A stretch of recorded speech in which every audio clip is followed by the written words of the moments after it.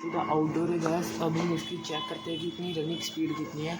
इसने अपना temperature achieve कर लिया है 27 का। अब पास आ गया। इसकी फैन स्पीड देखिए कितनी स्लो हो चुकी है।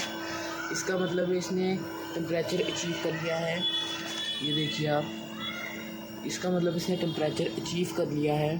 और इसकी नॉइज़ सुन सकते हैं आप नॉइज़ सुनिए इसकी, बहुत कम हो चुकी है। और ये देखिए फ़ैन स्पीड भी इसकी स्लो हो चुकी है। इसका मतलब है इसने रूम में टेम्परेचर अचीव कर चुका है।